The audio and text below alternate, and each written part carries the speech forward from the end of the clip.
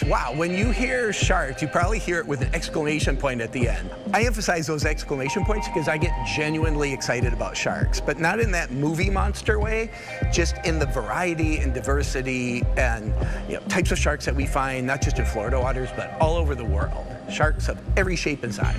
When you see sharks out in the wild, it can be a little tricky to identify them, especially when they're moving through the water quickly, but they do have unique features. We look for natural color patterns, be it stripes, or even just, scientists will look at the position of the dorsal fin related to the eye, related to the gills.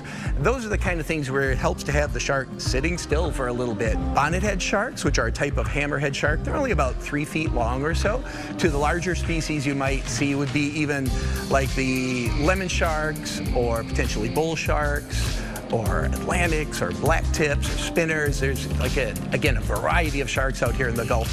One of the ones you're most likely to see off of the beaches of the East Coast or the West Coast of Florida are the black tip sharks, and they get about 4 or 5 feet long at the most. We want to foster great relationships with sharks, whether it's swimming, diving, getting to know about our sharks here at the aquarium, or also sharing their home, the beaches, the Gulf Coast and the East Coast. The good tip I tell people when they go into the water, like, are there sharks in the water? And we scientists like to say, well, there's an easy test for that. Dip your finger into the water, taste it. If it's salty, there's sharks in it.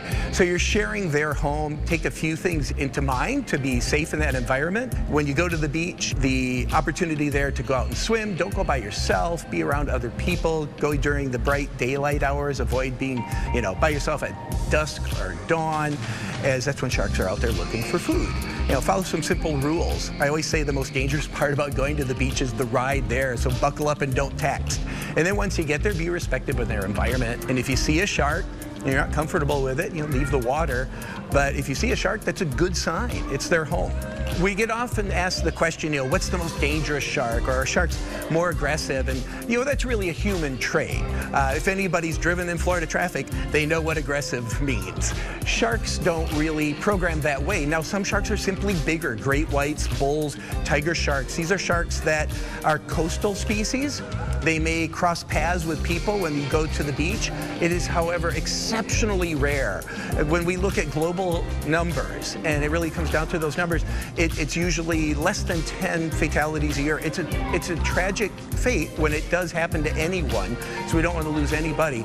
But once again, those precautions one can take. If you see a whole school of feeder fish, bait fish coming on through, sardines, move out of their way. Sharks might be looking for food in that area too, and they can make a mistake.